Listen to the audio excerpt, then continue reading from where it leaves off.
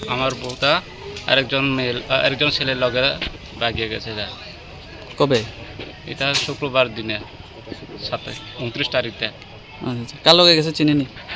চীনা পরিচয়, আমরা একলগে কাজ করি, একলগে থাকি, খাই তাই ঘুমাই।